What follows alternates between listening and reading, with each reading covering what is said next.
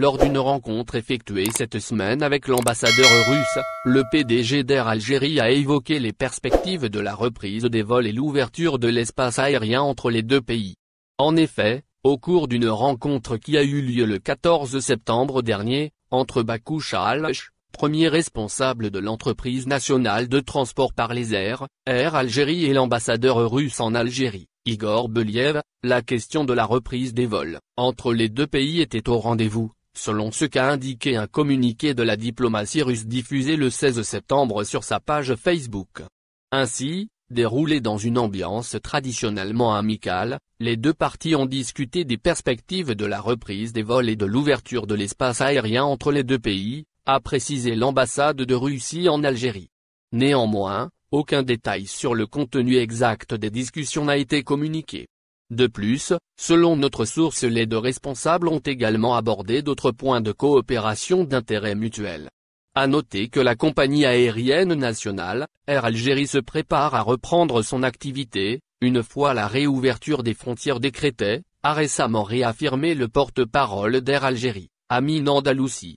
Il poursuit en révélant que les préparatifs de la reprise des vols se poursuivent et n'ont pas cessé, dont la stérilisation des avions et le processus de mise à jour des billets.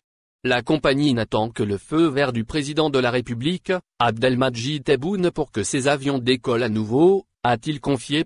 Plusieurs voix s'élèvent pour activer l'ouverture des frontières. En effet, de nombreux appels revendiquant l'ouverture des frontières du pays ont vu le jour ces dernières semaines. Il s'agit cependant d'avis partagés entre plusieurs députés et représentants de forums. Cela dit, le premier à s'être lancé dans cette quête n'est autre que le représentant à l'APNE de la communauté nationale à l'étranger, et député de l'émigration, Noureddine Belmeda. Celui-ci a écrit une lettre adressée directement au chef de l'État Abdelmadjid Tebboune, dans laquelle il expliquait la nécessité d'ouvrir les frontières de l'Algérie. D'autre part, il y a également l'appel de la députée représentante de la zone Afrique et Moyen-Orient, Amira Salim, qui revendique une ouverture progressive des frontières.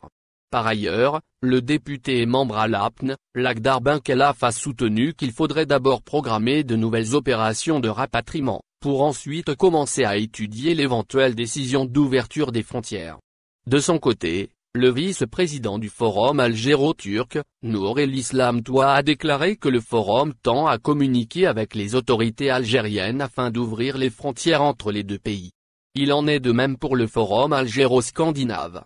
Selon un de ses membres, Samir Ouna, l'organisme tente également de discuter avec les autorités du pays, afin de permettre la suspension de la fermeture des frontières entre les pays de l'Europe du Nord et l'Algérie. Au final, n'oubliez pas de vous abonner à la chaîne et appuyer sur la cloche pour recevoir toutes les nouvelles.